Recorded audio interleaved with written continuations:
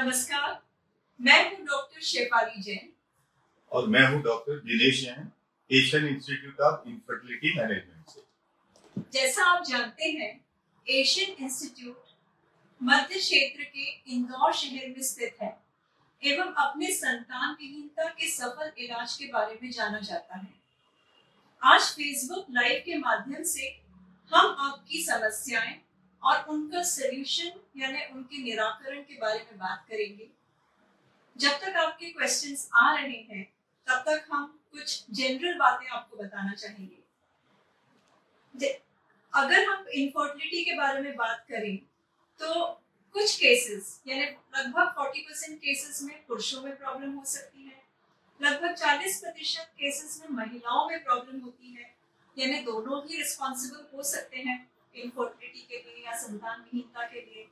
परंतु कुछ ऐसे दंपति भी होते हैं या ऐसे कपल्स भी होते हैं जिनमें स्त्री और पुरुष दोनों की ही रिपोर्ट्स नॉर्मल रहती हैं और फिर भी उनको प्रेगनेंसी नहीं हो पाता है। ऐसे केसेस को हम लोग अनएक्सप्लेन्ड इनफर्टिलिटी बोलते हैं। अगर हम इनके बारे में और जानकारी दें तो महिलाओं के बारे में मैं जानकारी दूंगी और पुरुषों के बारे में डॉक्टर दिनेश जैन बताएंगे। महिलाओं में अक्सर अगर पीरियड्स बराबर नहीं आते हैं या महावारी जो है अनियमित है, उनमें अंडे बनने की प्रॉब्लम हो सकती है या समस्या हो सकती है। तो अगर ऐसा कुछ है तो आपको डॉक्टर से संपर्क करना चाहिए, क्योंकि हो सकता है आपके हार्मोन डिस्टर्ब हो और इसीलिए आपके हो सकता है कि अंडे प्रॉपर तरीके से नहीं बन पाते हैं और इसीलिए आपको प्रेगनेंसी नहीं हो पा रही है। दूसरे जो केसेस होते हैं उनमें ट्यूब पे प्रॉब्लम हो सकती है। ट्यूब यानी नली, इनका काम होता है अंडाणु और शुक्राणु को मिलाना यानी प्रेगनेंसी बनाना, और ये प्रेगनेंसी जो है वो बच्चेदानी तक पहुंचाना। अगर ट्यूब में कोई समस्या हो, कोई इन्फेक्शन हो, कोई रुकावट हो तो उसके कारण भी प्रेगनेंसी होने में दिक्कत आ सकती है। तीसरा मुख्य कारण होता है बच्चेदानी, क्योंकि वहीं पे 9 महीने प्रेगनेंसी या गर्भ ठहरता है और पूरे जब गर्भ ठहरने के लगभग 9 महीने बाद एक स्वस्थ बच्चे की डिलीवरी होती है। अगर बच्चेदानी में कोई गठान हो, पर्दा हो या आपस में उसकी परतें चिपकी हुई हो तो वो भी एक कारण रहता है बच्चा नहीं होने का।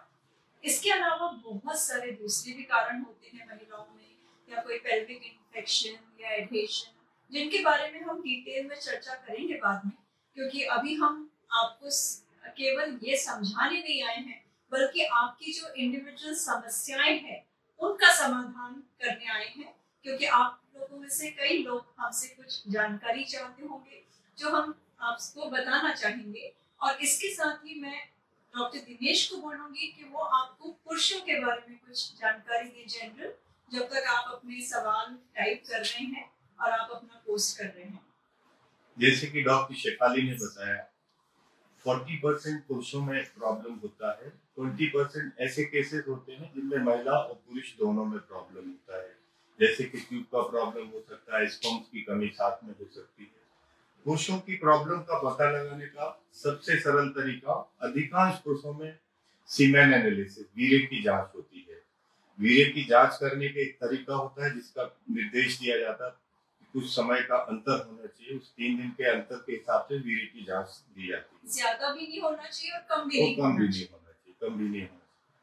तो जब भी कोई भी वीर्य की जांच होती है तो उसमें क्या क्या देखा जाता है? उसमें देखा जाता है वीर्य की क्वांटिटी, वॉल्यूम क्या है, उसमें स्पर्म्स की संख्या क्या है, उसमें जो स्पर्म्स हैं उसकी मोटिलिटी क्या है।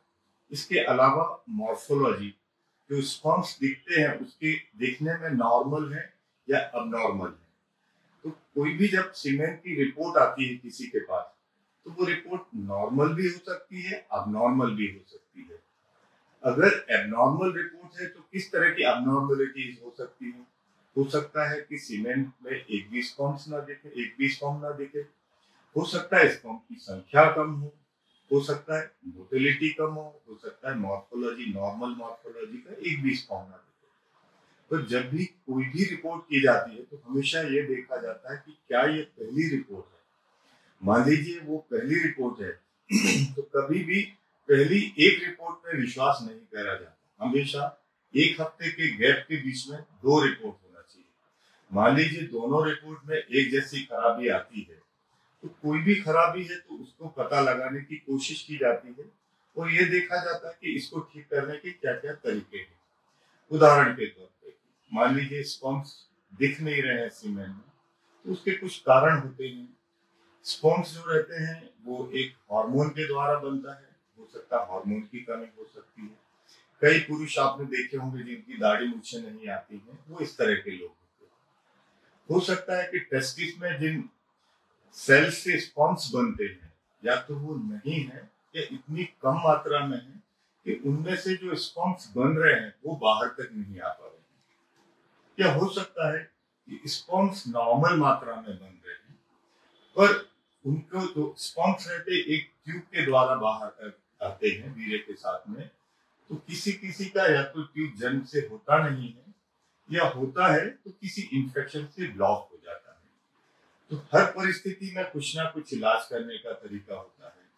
मान लीजिए स्पॉन्स के कम सेल है तो एक ट्रीटमेंट होता है जिसको मल्टीपल टीसाइक्सी कहते हैं। उसमें हम 3 से 6 महीने का पुरुष को इलाज देते हैं, फिर महिला के अंडे बना के निकाल लेते हैं। जब अंडे बन के निकलते हैं उसी समय पुरुष को दोनों अंडकोश से करीब करीब 606 टुकड़े निकाल दिए जाते, 6 लेफ्ट से 6 राइट से, और उसमें स्पर्म ढूंढे जाते। इस तरह के केसेस में करीब करीब 30 से 40% केसेस ऐसे रहते हैं जिनमें स्पर्म्स मिल जाते हैं, और उन स्पर्म्स को महिला के अंडे से मिला के भ्रूण बना के उनके गर्भ में रख दिया जाता है। अगर मान लीजिए ट्यूब ब्लॉक है या अब्सेंट है तो उसको ना ब्लॉक ट्यूब को खोला जा सकता है, या अगर ट्यूब नहीं है तो उसको नया नहीं लगाया। ऐसी स्थिति में एक सुई से या छोटा टुकड़ा निकाल के सुई से उनके स्पर्म्स निकाल लेंगे और महिला के अंडे निकाल के दोनों को बाहर मिला के भ्रूण बनाएंगे, और उस भ्रूण को जैसे महिला में ट्यूब ब्लॉक होती है ऐसी पुरुष में होती है। तो ये अंडे और शुक्राणु मिलाने का काम शरीर से बाहर करेंगे, और जब बाहर करने के बाद एम्ब्रियो बनेगा उसको महिला के गर्भ में रख दिया जाएगा। कभी कभी ऐसा होता है कि स्पर्म्स कम है तो कितने कम है, या तो बहुत कम हो सकते हैं या थोड़े से कम हो सकते हैं। ऐसी स्थिति में बहुत सारी चीजों को देखा जाता है। मान लीजिए स्पर्म थोड़े से कम है, महिला की उम्र कम है, शादी को ज्यादा समय नहीं हुआ है, ऐसे केसेस में पहले नॉर्मल इलाज ट्राई करा जाता है। उसके साथ में ये भी पता किया जाता है क्या पुरुष में कोई व्यसन तो नहीं है, ज्यादा अल्कोहल तो नहीं लेता है, ज्यादा तंबाकू तो नहीं लेता है, ऐसे एटमॉस्फेयर में काम तो भट्टी के सामने जिसमें गर्मी बहुत हो, या ऐसी कोई फैक्ट्री जिसमें केमिकल फ्यूम्स आती है तो उस फ्यूम से स्पर्म्स पे फर्क पड़ता है। तो स्पर्म्स का ऐसा बोला जाता है कि sperms are as stubborn as man. Sperm आदमी की तरह कड़क होते हैं, अक्खड़ होते हैं, इनको बदला नहीं जा सकता। एक ही स्थिति में बदला जा सकता है कि अगर किसी कारण से है तो उस कारण को हम ठीक करेंगे तो स्पर्म्स में इंप्रूवमेंट आ जाएगा। इसके अलावा कभी कभी ऐसा देखा जाता है मोटिलिटी कम है, कम मोटिलिटी वालों में भी यही चेक किया जाता है कि कोई व्यसन तो नहीं है, अल्कोहल टोबैको या कोई गर्म उसमें, तो उससे भी मोटिलिटी कम होती है। तो इन चीजों से दूर करने से, पर मान लीजिए मोटिलिटी कम है, किसी तरह का कोई व्यसन नहीं है, तो इसको नहीं बदला जा सकता है। कभी कभी ऐसा भी देखा गया कि स्पर्म्स नॉर्मल है पर एक भी स्पर्म में मोटिलिटी नहीं रहती, जिसको हम बोलते हैं नेक्रोजोस्पर्मिया। ऐसे नेक्रोजोस्पर्मिया में स्पर्म को देखा जाता है क्योंकि इसमें जो टेल रहती है उसको मूवमेंट के माइटोकॉन्ड्रिया करता है, तो वो माइटोकॉन्ड्रिया एब्सेंट नहीं रहता, या रास्ते में कहीं पे भी इनमें इन्फेक्शन से ये डेड हो जाते हैं। तो ऐसी स्थिति में डायरेक्ट टेस्टिस से स्पर्म्स निकाल के महिला के अंडे से मिला के भ्रूण बना के इनका इलाज किया जा सकता है। डॉक्टर शेफाली, आपके पास कोई क्वेश्चन है? जी हाँ, बहुत सारे क्वेश्चंस आ रहे हैं, और रितु जी ने पूछा है, Mrs Shastri, thank you so much ma'am and sir for coming live. These series of live sessions have been great for us. तो थैंक यू, आपको अच्छा लग रहा है, और हम इसी तरह से कोशिश करेंगे और आते रहेंगे क्योंकि हमें भी बहुत अच्छा लग रहा है, और आप सबसे जो पॉजिटिव फीडबैक मिलता है वो बहुत अच्छा रहता है। आज इसमें दूसरे मिस्टर दुर्गेश जोशी ने पूछा है, मेरी वाइफ की ट्यूब ब्लॉक थी, वो ओपन करवा ली है, उससे भी 1 साल कंप्लीट हो चुका है, फिर भी कंसीव नहीं हो पा रहा था, हस्बैंड की रिपोर्ट भी नॉर्मल है। तो दुर्गेश जी, ये बहुत अच्छा आपने सवाल किया, क्योंकि ये सवाल मैं क्लियर करना ही चाहती थी, और अच्छा हुआ आपने पूछा, thank you for this question. क्योंकि कई बार ऐसा होता है कि ट्यूब ब्लॉक है वो खुलवा ली, पर ट्यूब खोलने अकेले से प्रेगनेंसी हो पाएगा ऐसा जरूरी बिल्कुल भी नहीं है, क्योंकि ट्यूब का ब्लॉकेज का मतलब रहता है ट्यूब में किसी तरह का इन्फेक्शन था, और वो ट्यूब भले ही खुल गई हो परंतु वो काम करने योग्य नहीं होती है। और अभी थोड़ी देर पहले अपन ने चर्चा करी थी कि ट्यूब का जो काम रहता है उसको अंडे को उठाना होता है, स्पर्म को मिलाना होता है, अंडे और स्पर्म मिलके एम्ब्रियो यानी प्रेगनेंसी बनाना होता है, और ये जो प्रेगनेंसी है वो बच्चेदानी तक पहुंचाना होता है। तो ट्यूब का काम बहुत इंपॉर्टेंट है। अब मान लीजिए अपन ने ट्यूब खोल तो लिया, उसकी पेटेंसी हो गई, वो खुल गया, परंतु उसका काम करने योग्य है कि नहीं, उसका फंक्शनिंग है कि नहीं, इसका कोई मापदंड या उसका कोई टेस्ट नहीं होता है।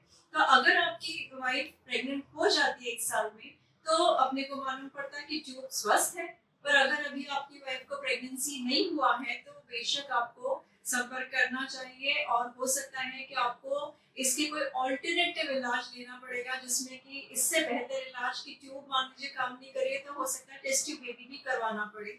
तो इसलिए आपको दूसरा, आप जब भी डैमेज ट्यूब खोलते हैं इस तरह की ट्यूब में प्रेगनेंसी के चांसेस बढ़ जाते हैं। बिल्कुल, तो ट्यूब में भी प्रेगनेंसी होने के चांसेस बहुत ज्यादा अधिक रहते हैं, तो इसीलिए आप डॉक्टर से तुरंत संपर्क करें।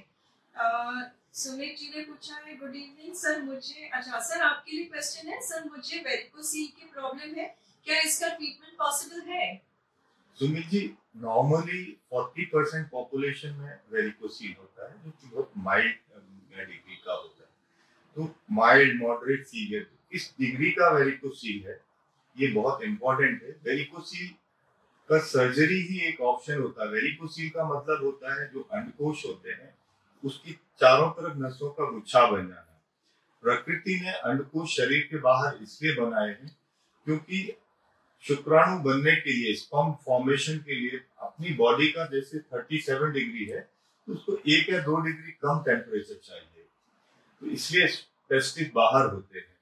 तो जब भी नसों का गुच्छा टेस्टिस के चारों तरफ बन जाएगा तो उससे टेम्परेचर बढ़ जाता है टेस्टिस के अंदर, उससे स्पर्म्स का फॉर्मेशन, उसकी क्वालिटी पे असर पड़ता है। ट्रीटमेंट क्या है? अगर माइल्ड वेरिकोसील है तो उसका तो कुछ फर्क पड़ता नहीं है क्योंकि वो नॉर्मल माना जाता है, और अगर वो सिवियर हो तो फिर उसका हो सकता है कि आपको कोई ट्रीटमेंट डॉक्टर बताए, पर वही आप जानकारी देते हैं कि किस कैटेगरी की वेरिकोसील के बारे में कहा जाता है कि अगर गायनेकोलॉजिस्ट उस वेरिकोसील को फील कर सकता है तो ही उसको ऑपरेट करना चाहिए।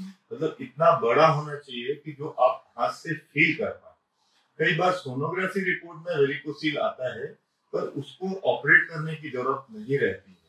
दूसरा, एक मोटा मोटा कुछ हम लोग आइडिया दे देते हैं कि बहुत गर्म पानी से नहीं नहाना चाहिए, बहुत टाइट अंडरवेयर नहीं पहनना चाहिए, पर वेरिकोसील का ट्रीटमेंट सर्जरी होता है, पर सर्जरी किनमें करना चाहिए वो प्रॉपर इंडिकेशन समझ में आना चाहिए।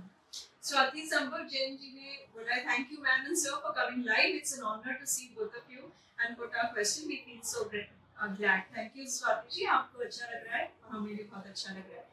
विश्वजीत जी ने पूछा, नमस्कार सर, मेरी उम्र 32 साल है, शादी के 10 साल हो गए हैं, सीमन में शुक्राणु की संख्या हमेशा 1 से 5 मिलियन के बीच रहती है, हमें बताइए हमें बच्चा कैसे हो सकता है? तो मुझे लगता है कि ये सीमन की मात्रा इनके सीमेन एनालिसिस में कम है, स्पर्म्स की मात्रा, और इसीलिए अब इनको कुछ ना कुछ तो इलाज लेना पड़ेगा, तो क्या इलाज ले सकते हैं आप उनको बताएं। जैसा विश्वजीत ने बताया, इनकी उम्र 32 वर्ष है, 10 साल शादी के हो गए हैं और हमेशा लो काउंट आता है, 1 से 5, कभी 1 मिलियन, कभी 2 मिलियन।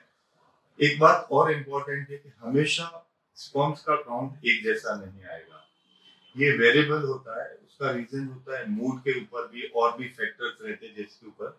तो हमेशा हाईएस्ट रिपोर्ट इनका 5 मिलियन है, इन 10 इयर्स मैरिज के हो गए हैं। तो इनमें सिंपल ट्रीटमेंट का ऑप्शन नहीं देते हैं। आपको इस तरह के स्पर्म्स में इतना ताकत नहीं होता कि ये अंडे के अंदर प्रवेश करके भ्रूण बना दे। तो ऐसी स्थिति में इनको इनकी पत्नी के एग निकाल के इनके स्पर्म्स को डायरेक्ट अंडे के अंदर प्रवेश करा के भ्रूण बनाना पड़ेगा, जिसको इक्सी पद्धति बोलते हैं। तो इस तरह के केसेस में बहुत हाई सक्सेस के चांस होते हैं। इसके अलावा Ankit, thank you for watching and a nice comment. Vindhya, Manoj, Uday, सभी को धन्यवाद। गीता राम जी ने पूछा है, धन्यवाद मैम सर, आपके ट्रीटमेंट से हमारे परिवार में खुशियां आई हैं, तो बहुत बहुत आपको बधाई। और प्रदीप परमार जी धन्यवाद, मीना प्रफुल्ल धन्यवाद। पुखराज जी ने पूछा है, मेरी वाइफ की ट्यूब ब्लॉक है, उसका मुंह छोटा, शादी के 6 साल हो गया है, क्या करें? तो मुझे लगता है कि आप ट्यूब और यूट्रस के माउथ यानी ऐसा कुछ बात कर रहे हैं, क्योंकि आपको डॉक्टर ने यही जानकारी दिया होगा। तो आपकी अगर वाइफ की ट्यूब बंद है तो फिर उसमें आपको जैसे अभी बताया था कुछ देर पहले, हो सकता है कि वो ट्यूब का जो ब्लॉकेज है उसका अपने को देखना पड़ता है, क्योंकि हर ट्यूब खुल नहीं पाता है। पर अगर दूरबीन के द्वारा जांच के द्वारा ट्यूब बंद है अपने को पता पड़ा है, या HSG के माध्यम से ट्यूब बंद है अपने को पता पड़ा है, तो हो सकता है कि आपको टेस्ट ट्यूब भी कराना पड़े। और मान लीजिए अभी आप नहीं करवाना चाहते तो कम से कम लैप्रोस्कोपी करके एक बार देख सकते हैं। और उसमें अगर मान लीजिए सिर्फ थोड़ा बहुत कचरा अटका, जिसको डेब्री कहा जाता है, तो ऐसी ट्यूब को खोलने की संभावना होती है, क्योंकि अगर वो ट्यूब बाहर से स्वस्थ है या और कोई प्रॉब्लम नहीं है तो ये भी कोशिश की जा सकती है। तो आपको डॉक्टर से संपर्क करना चाहिए। पुखराज जी, विंध्या चौबे जी ने पूछा, हेलो मैम, मैं सारी रिपोर्ट्स करवानी है, सारी रिपोर्ट्स नॉर्मल है मेरी भी, फिर भी बेबी कंसीव नहीं हो पा रहा है। तो विंध्या जी, आपका जो प्रॉब्लम मुझे समझ में आता है कि आपको अनएक्सप्लेन इनफर्टिलिटी है, जिसमें कि आपकी और आपके हस्बैंड दोनों की ही रिपोर्ट्स नॉर्मल है। इन्होंने मैरिटल लाइफ में हाँ, शादी का भी कितना समय हो गया, एज भी कितना, ये सब चीजें बहुत इम्पोर्टेंट रहती है, क्योंकि अगर मान लीजिए आपने सारी रिपोर्ट्स करी हैं तो 2 संभावनाएं हो सकती हैं, या तो कोई प्रॉब्लम है जो हमें नहीं मालूम है और उसको पूरी तरह से जांच करके देखना पड़ता है, या फिर वाकई में कोई प्रॉब्लम नहीं है, आपके हस्बैंड के स्पर्म्स में, आपके ट्यूब में, आपके ओवरी में जो एग बनने में। तो ऐसे केसेस को अनएक्सप्लेन्ड इनफर्टिलिटी कहा जाता है, जिसमें एक अलग ढंग का प्रोटोकॉल होता है। और ये बहुत जरूरी है कि आपकी एज क्या है, क्योंकि आपकी कम एज है तो फिर बहुत सारे दूसरे इलाज हो सकते हैं। पर अगर आपकी उम्र अधिक है, यानी 32-34 साल से ज्यादा है, शादी के 3 साल से ज्यादा हो चुके हैं, तो हो सकता है आपको कोई ऊंचे इलाज की जरूरत हो, तो आपको डॉक्टर से संपर्क करना चाहिए और आपके पूरे केस के बारे में आपको समझाया जाएगा। जो इस तरह के केसेस होते हैं जिसमें हस्बैंड की रिपोर्ट नॉर्मल है, वाइफ की रिपोर्ट नॉर्मल है, फिर भी बच्चा नहीं, मरीज ये सोचते हैं कि रिपोर्ट नॉर्मल है मतलब सब कुछ नॉर्मल है, जबकि प्रॉब्लम तो है पर वो पकड़ में नहीं आ रहा है। ट्यूब खुला हुआ चेक कर लिया, स्पर्म्स की रिपोर्ट देख लिया है, एग बन रहा है वो चेक कर लिया, पर कुछ ना कुछ ट्यूब खुला है पर काम नहीं कर रहा है, स्पर्म एग पास में आ रहा है पर फर्टिलाइजेशन नहीं हो रहा, एग एम्ब्रियो बनने के बाद, एग स्पर्म मिलने के बाद एम्ब्रियो हेल्दी नहीं बन रहा, या बच्चेदानी जो एम्ब्रियो है उसकी तो प्रॉब्लम तो है पर वो पकड़ में नहीं आ रहा, इसलिए अपन उसको अनएक्सप्लेन बोलते हैं। अगर प्रॉब्लम नहीं होता तो बच्चा हो जाता। प्रीति जी ने पूछा है, मेरे पति के शुक्राणु की संख्या नॉर्मल है पर शक्ति शुक्राणु डेड हो जाती है, पर इस प्रकार से बच्चे हो सकते हैं मैम, प्लीज हेल्प मी। तो मुझे इनके सवाल से समझ में आता है कि इनके काउंट्स नॉर्मल है, यानी संख्या नॉर्मल है, परंतु मोर्टेलिटी डेड हो जाते हैं, और पर उसमें डेड होते हैं पर वो जीवित है कि नहीं, वो डॉक्टर दिनेश आप उनको बताएंगे कि वो कैसे अपन परखते हैं और इसका क्या इलाज वाकई में करा जाता है। प्रीति जी, आपने जो लिखा है उससे मुझे ये समझ में आ रहा है कि आपके पति के स्पर्म्स की संख्या नॉर्मल है पर डेड है, जिसको नेक्रोजोस्पर्मिया बोलते हैं। स्पर्म्स बन रहे हैं, बनना मतलब उसमें लाइफ आई है, तभी तो उस स्थिति तक पहुंचे हैं, पर जब टेस्टिस से आगे बढ़े, बनने के बाद जब आगे बढ़े या तो रास्ते में डेड हो गए हैं, या फिर इनके अंदर माइटोकॉन्ड्रिया नाम का एक वो ऑर्गेनेल होता है, माइटोकॉन्ड्रिया ना होने की वजह से मोटिलिटी नहीं हो रही है। उनके टेस्ट होते हैं, वाइटलिटी टेस्ट होते हैं कि वो स्पर्म्स लाइव चल नहीं रहा है, कोई आदमी हिल नहीं रहा है, इसका मतलब ये नहीं कि वो जिंदा नहीं है। स्पर्म्स अगर मूवमेंट नहीं तो भी वो जीवित हो सकता है। एक अदरवाइज डायरेक्ट टेस्टिस से हम जब स्पर्म्स लेते हैं तो वो सभी स्पर्म्स जीवित होते हैं। तो डायरेक्ट टेस्टिस से स्पर्म निकाल के आपके अंडे से मिला के भ्रूण बना के आपके गर्भ में रखा जाता है। टेस्टिस मतलब वो ग्रंथि होती है जो स्पर्म्स का निर्माण करती है। तो उसको आपको आपकी भाषा में ऐसा समझाया जाता है कि हम फैक्ट्री से ही वो चीज ले लेते हैं, रिटेल शॉप से नहीं लेते हैं। तो वो आपके जो ग्रंथि शुक्राणु का निर्माण करती है, वहीं से स्पर्म्स को एक सुई के द्वारा, एक बायोप्सी के द्वारा निकाल दिया जाता है। कानन जशनानी जी ने पूछा है, हेलो मैम सर, मुझे सेकंड बेबी कंसीव के लिए आना है। कानन जी, बहुत खुशी की बात है, आप सेकंड बच्चे के लिए ट्रीटमेंट कराना चाहते हैं। कब से कर सकते हैं? जी, हम काम कर रहे हैं। आप उस वेल का आप बस फोन करिए, अपॉइंटमेंट लीजिए और आप आ जाइए, हम आपका इलाज करने के लिए तैयार हैं। तो सलोनी मित्तल जी ने लिखा है, thank you ma'am and sir for addressing us. Ma'am, PCOS कितना हार्मफुल हो सकता है प्रेगनेंसी के लिए? तो सलोनी जी, दो चीजें हैं। एक तो ये कि पीसीओ अगर किसी लड़की को है तो उसमें प्रेगनेंसी होने में भी कई बार दिक्कत आती है, और एक बार प्रेगनेंसी हो जाता है तो कई सारी प्रॉब्लम्स आने का चांस रहता है। अगर पीसीओएस होता है तो कई केसेस में ओव्यूलेशन की दिक्कत आती है, यानी अंडे बनने की दिक्कत आती है। पर आपकी जानकारी के लिए हम ये बता दें कि इसमें अंडे बनने के चांसेस अच्छे रहते हैं। तो आपको डॉक्टर के पास जाना चाहिए। अगर मुंह से खाने की दवाई से हो जाता है, बहुत अच्छी बात है, नहीं तो इसमें इंजेक्शंस होते हैं जिसके द्वारा आपके अंडे बनाए जाते हैं और आपको चांसेस अच्छे रहते हैं।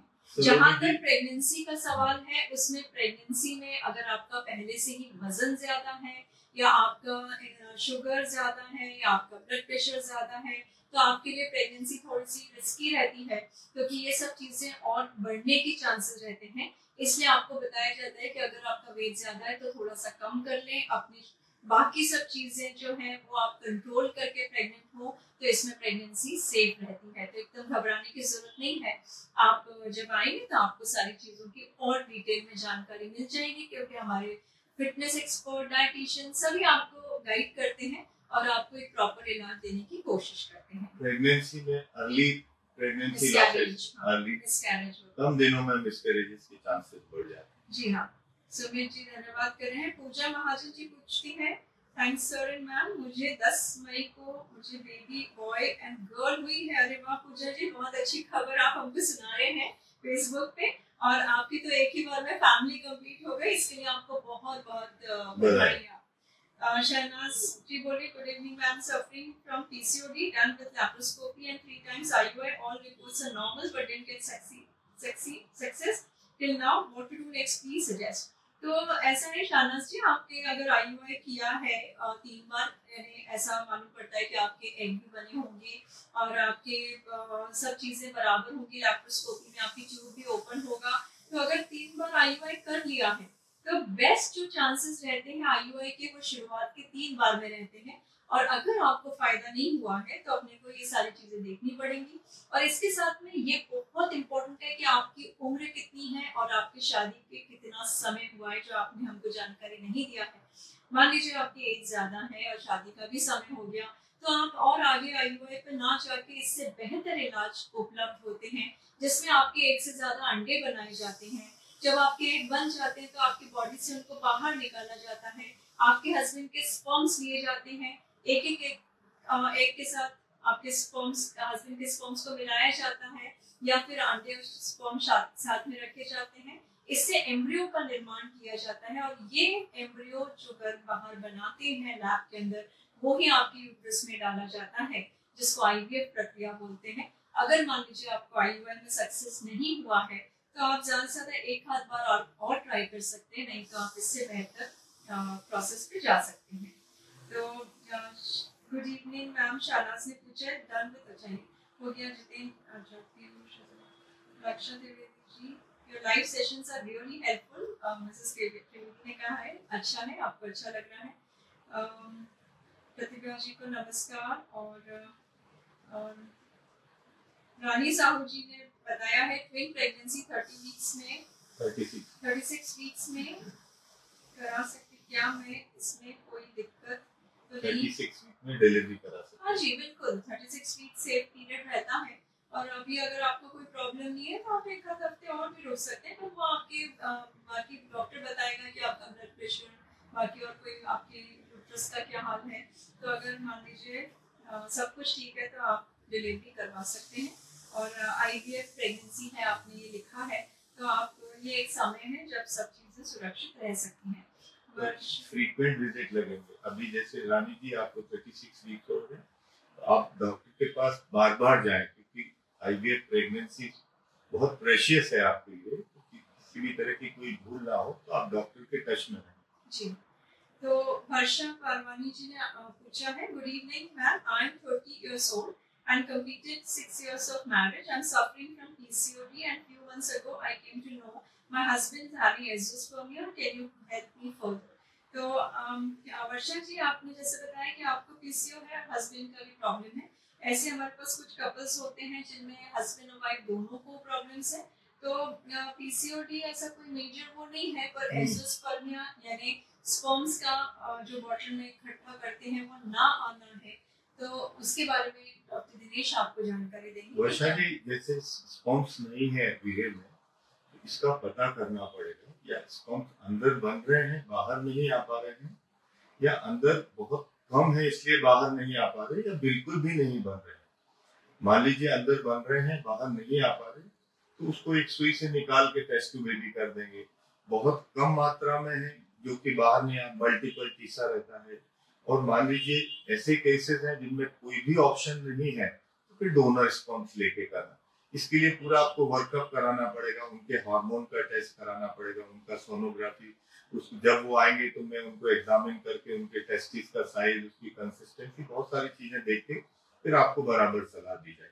कोशिश यही करी जाती है कि आपके पति के शुक्राणु से ही आप माँ और पिता बने। जी हाँ, तो मुझे लगता है कि आपको अपने सवाल का थोड़ा जवाब मिला होगा, बाकी जब आप आएंगे तो और आपके जानकारी मिलेगी। ममता पाली जी ने पूछा है, नमस्ते मैम, मुझे भी PCOD है। जी हाँ, ये बहुत कॉमन प्रॉब्लम है, जिनको बच्चे नहीं होते हैं उनमें काफ़ी सारी महिलाएं हमारे पास PCOD की आती हैं। आपसे एक बार मिल चुकी हूँ, आपने मेरी हिस्ट्रोस्कोपी करने वाले थे, उसके बाद IVF में कब आ सकती हूँ? जी हाँ ममता जी, आपके फाइल नंबर दे दीजिए, हम लोग आपसे संपर्क करेंगे, क्योंकि हम लोग काम कर रहे हैं। आपका हिस्ट्रोस्कोपी हम तुरंत कर सकते हैं, आप कांटेक्ट कर सकते हैं, और उसके बाद आपको IVF का पूरा एक जो प्रोटोकॉल है वो प्रिस्क्राइब कर दिया जाएगा। तो अभी भी हम काम कर रहे हैं, तो आप डेफिनेटली आ सकते हैं। तो ये कुछ सवाल थे, जो अभी और लोग हैं जो हमसे क्वेश्चन पूछेंगे, तब तक आप हमारे व्यूअर्स को और कुछ बताना चाहेंगे? जैसे अभी हमने जो बात करी कि भाई उम्र का क्या इम्पोर्टेंस रहता है पुरुष में या स्त्री में। कोई बहुत मान लीजिए कपल है जिसकी एज, हम लोग बार बार बोल रहे हैं कि एज बहुत इम्पोर्टेंट है, आपका पता करना कि आपकी एज क्या है, तो उसका क्या इम्पोर्टेंस है पुरुषों में, और मैं बताऊंगी महिलाओं में। पुरुषों में जैसे जैसे एज बढ़ती है, एक आफ्टर सम टाइम 50 के बाद स्पर्म्स की के अंदर जो DNA रहता है, DNA डैमेज होने लगता है, जिसको हम लोग बोलते हैं DNA फ्रेगमेंटेशन। तो DNA फ्रेगमेंटेशन का रेट जो बढ़ जाएगा, एक DNA फ्रेगमेंटेशन बढ़ने से प्रेगनेंसी के चांसेस कम हो जाएंगे, अबॉर्शन के चांसेस बढ़ जाते हैं। इसलिए एज के साथ में कभी कभी ऐसा भी देखा गया है कि स्पर्म्स की संख्या भी कम हो जाती है। स्पर्म की क्वालिटी एंड स्पर्म की संख्या दोनों चीजें ही इम्पोर्टेंट है, तो इसलिए पुरुष की उम्र बहुत इम्पोर्टेंट है। साथ ही साथ महिलाओं की तो और भी ज्यादा इम्पोर्टेंट है, क्योंकि जब भी कोई एक लड़की पैदा होती है उसमें अंडे की संख्या या मात्रा फिक्स रहती है। जैसे जैसे समय निकलता जाता है उसके अंडे की मात्रा और उसकी क्वालिटी, जो बेस्ट अंडे हैं वो कम उम्र में निकल जाते हैं, क्योंकि ओव्यूलेशन के समय वो खत्म हो जाते हैं, और जो बच्चे कुछ रहते हैं वो एज के साथ में उनसे प्रेगनेंसी होने से कुछ समस्याएं भी होती हैं। तो एक फाइनाइट नंबर ऑफ एग के साथ कोई भी लड़की पैदा होती है, निश्चित संख्या के साथ होती है, इसलिए एक एज के बाद में उनकी संख्या और क्वालिटी दोनों कम होती जाती है। इसलिए आपको समय पे इलाज कराना बहुत आवश्यक है। तो ये एक बहुत इम्पोर्टेंट चीज़ है जो हम आपको बताना चाहते हैं।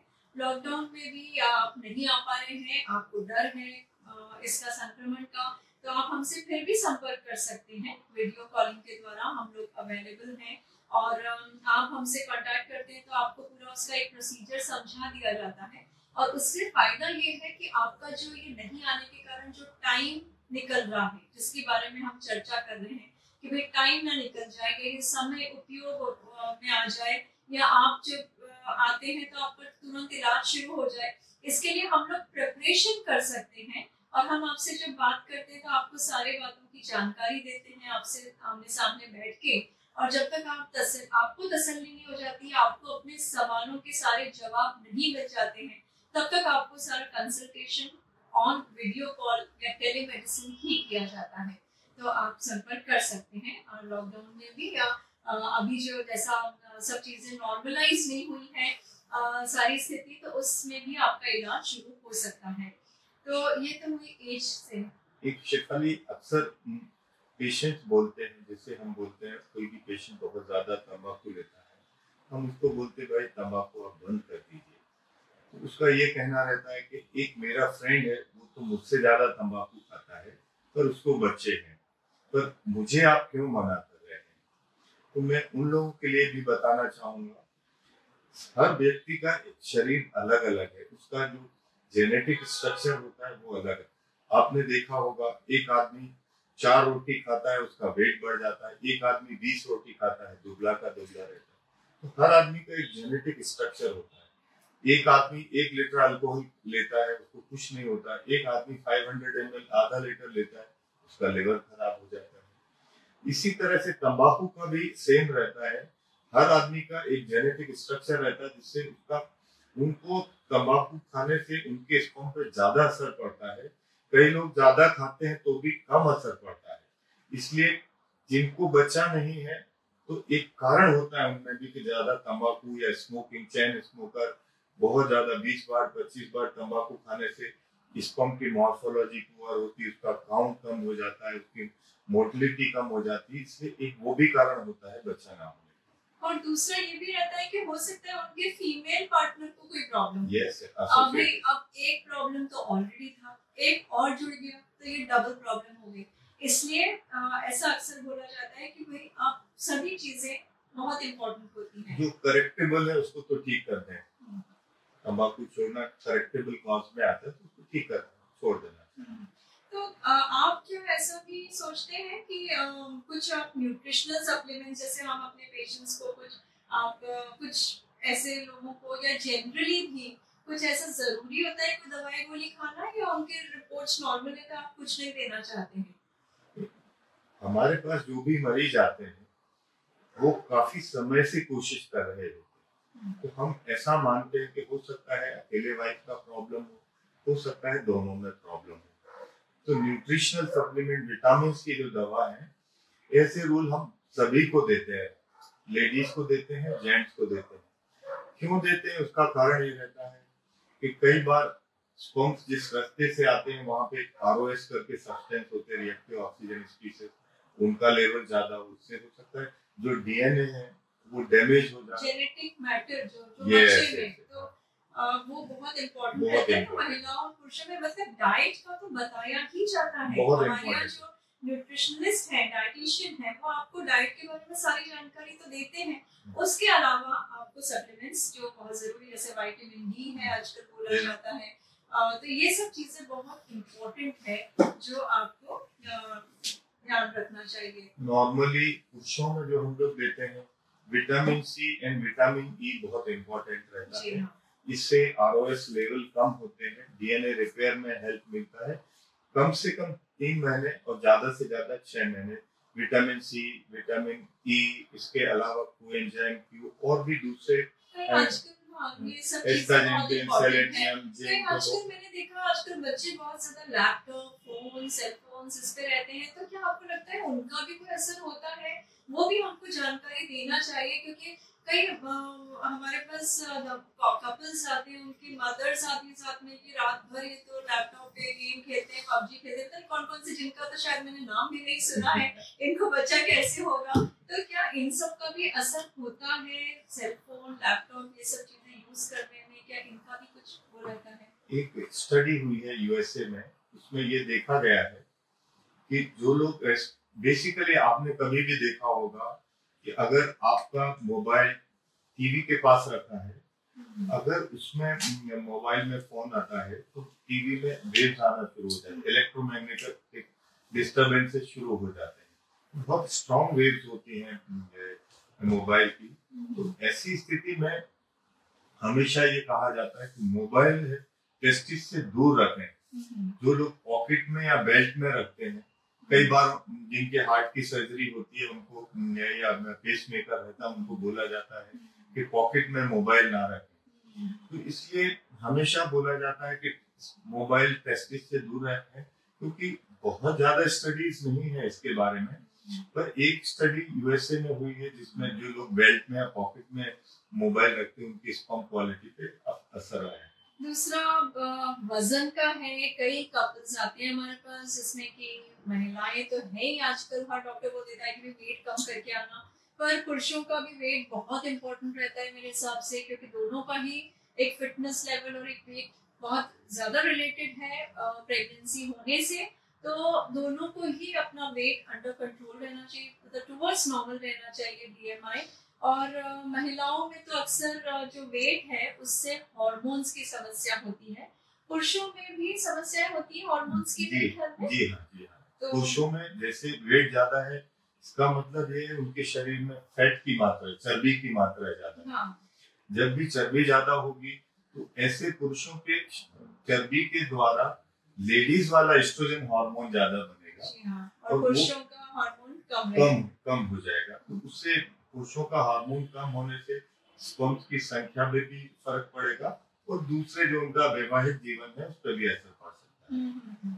कई बार हमारे पास ऐसे भी कपल्स आते हैं जिनको कुछ प्रॉब्लम्स रहती हैं, जैसे शुगर की प्रॉब्लम, डायबिटीज, और ऐसे केसेस में भी क्या एक इस तरह के जो प्रॉब्लम रहता है, डायबिटीज, थायराइड, ब्लड प्रेशर, इनका भी कोई असर रहता है बच्चे नहीं होने के जो कारण हो सकता है? ये बहुत ज्यादा असर करते हैं। डायबिटीज मेटाबॉलिक डिसऑर्डर, क्योंकि हमारे कंट्री में, हमारे देश में डायबिटीज सबसे ज्यादा विश्व में नंबर 1 है। इंडिया में विश्व में सबसे ज्यादा डायबिटीज है। तो हमारे पास बहुत सारे ऐसे कपल्स आते हैं जो ये जानने की इच्छा रखते हैं, तो क्या इनके स्पर्म्स पे उसका कोई असर? बहुत ज्यादा असर पड़ता है, क्योंकि जब शुगर बढ़ जाता है तो उनके शरीर का पूरा मेटाबॉलिज्म चेंज हो जाता है, और मेटाबॉलिज्म चेंज होने की वजह से स्पर्म की क्वालिटी पे फर्क पड़ता है। उसके अंदर जो डीएनए रहता है उसमें फ्रेगमेंटेशन हो जाता है, डैमेज हो जाता है मॉर्फोलॉजी पे। तो हमेशा कोई भी डायबिटीज का पेशेंट रहता है होता है तो उनको हमेशा ये बोला जाता है कि जब तक आप लास्ट 3 मंथ्स में शुगर कंट्रोल नहीं करेंगे तब तक आपको ट्रीटमेंट नहीं कराना चाहिए, क्योंकि एक स्पर्म बनने में कम से कम 72 डेज लगते हैं। तो जब भी आप कोई भी मेडिसिन लेंगे, विटामिन लेंगे, तो उसका असर आने में 72, तो मिनिमम 90 डेज की मेडिसिन लें, उसके बाद इस तरह के स्पर्म्स को यूज करना चाहिए। महिलाओं की एक बहुत कॉमन प्रॉब्लम है, जैसे जिनके पीरियड्स बराबर नहीं आते हैं, उनमें जो मदर इन लॉ आती है या हस्बैंड आते हैं साथ में, वो यही बोलते हैं कि मैडम पहले आप इनके पीरियड्स ठीक कर दो फिर बच्चे का इलाज लेंगे। पर इन दोनों का आपस में ताल्लुक होता है, क्योंकि पीरियड्स नहीं आना यानी कोई हार्मोन्स की समस्या, और कोई हार्मोन्स की समस्या हो तो सकता है उसका एग नहीं बनता हो। तो ये सब चीजें एक कोरिलेशन करके डॉक्टर पे छोड़ देना चाहिए कि उसको किस तरह का इलाज आपके केस में सही लगता है। तो ये बहुत इम्पोर्टेंट है। इसके अलावा कुछ लड़कियां ऐसी आती हैं जिनका कम उम्र में ही AMH लेवल कम रहता है, और वो अक्सर हमसे पूछना चाहती है कि क्या मैडम बस कोई दवाई लिख दीजिए जिससे AMH का लेवल बढ़ जाए। तो ऐसा नहीं होता है कि कोई दवाई के द्वारा बढ़ जाए, पर AMH is just an indicator कि आपके अंडे की क्या मात्रा बची है या क्या संख्या है, it is not an indicator कि प्रेगनेंसी होगा कि नहीं या एएमएच बढ़ने से आपको बच्चा हो जाएगा, ऐसा नहीं होता है। और केवल एक एएमएच की रिपोर्ट से लेके परेशान नहीं होना रहता है। ये हमारे पास अक्सर इस तरह की जो लड़कियां आती हैं उनके लिए ये जानकारी हम देना चाहते हैं। एक विनोद हेम्ब्रे जी का क्वेश्चन है। जी हाँ सर, मुझे वेरिकोसिल है, सर्जरी के लिए कहा गया था पर मैंने नहीं करवाया, मेडिसिन चल रही है, इंजेक्शन भी खत्म हो गए, क्या ऐसी स्थिति में मुझे सर्जरी जरूरी है? विनोद जी, वेरिकोसिल हमेशा किस लेवल की, किस डिग्री की है, जैसे कि मैंने बताया था 40% लोगों को माइल्ड हल्के सी वेरिकोसिल सबको रहती है। जैसे आपने देखा होगा एक जूते का साइज छोटा होता है, एक जूते का कम, तो थोड़ा बहुत वेरिकोसिल सभी को होता है। कि थोड़ी वेरिकोस माइल्ड डिग्री में कुछ करा नहीं जाता है जब तक कि सीवियर डिग्री का वेरिकोसिल ना हो, नंबर 1। दूसरा, आपने ये नहीं बताया कि आपकी स्पर्म काउंट मोर्टेलिटी क्या है। जब तक कि स्पर्म काउंट कितनी है, बहुत कम है तो वेरिकोसिल सर्जरी से कुछ फर्क नहीं पड़ेगा। फॉर एग्जांपल 1 मिलियन 2 मिलियन वालों को वेरिकोसिल नहीं कराना चाहिए। मॉडरेट है, अगर 10 मिलियन के आसपास आपका काउंट है तो ऐसी स्थिति में आपकी शादी को ज्यादा समय नहीं हुआ है, वेरिकोसिल सीवियर डिग्री का है, पैल्पेबल वेरिकोसिल जिसको बोलते हैं, सीवियर वेरिकोसिल है, मॉडरेट काउंट है आपका, तब आप सर्जरी करा के 6 महीने से लेके 1 साल तक इंतजार कर सकते हैं। अगर उससे भी प्रेगनेंसी नहीं होती है तो फिर आपको आईवीएफ करा, टेस्ट टू बेबी कराना पड़ेगा। जी हाँ, तो कई सारे हमारे साथ व्यूअर्स थे और आज हमको बहुत अच्छा लग रहा है आपसे बातचीत करके। और सर, आप कुछ बोलना चाहेंगे? मैं जरूर बोलना चाहूंगा। मैं चाहता हूँ कि अभी एक ऐसा समय है जब साइंस ने इतना आगे तरक्की कर ली है कि किसी भी कपल का कोई भी प्रॉब्लम हो, हमेशा कुछ ना कुछ रास्ता होता है। तो हमेशा आप अपने डॉक्टर के पास आके डिस्कस करें, जो कि टेलीमेडिसिन की सुविधा है। आप घर बैठे भी आप इस चीजों को डिस्कस कर सकते हैं, सारी रिपोर्ट्स भेज सकते हैं, और जो रास्ता हम आपको बता सकते हैं वो टेलीफोन पे बता देंगे। नहीं तो एक बार आप आके जांच कराएं, एक परामर्श लें। कुछ ना कुछ रास्ता सभी को मिलता है, और हमारी इच्छा होती है कि हर व्यक्ति के घर कम से कम एक बेबी जरूर हो। जी हाँ, और इसी के साथ हम आपसे विदा लेते हैं। और साथ ही साथ आप हमको पोस्ट करिए कि आप अगली बार क्या चाहते हैं, क्या किस तरह से चाहते हैं ये सेशन, तो हम आपके सुझाव का हमें इंतजार रहेगा। नमस्कार। नमस्कार।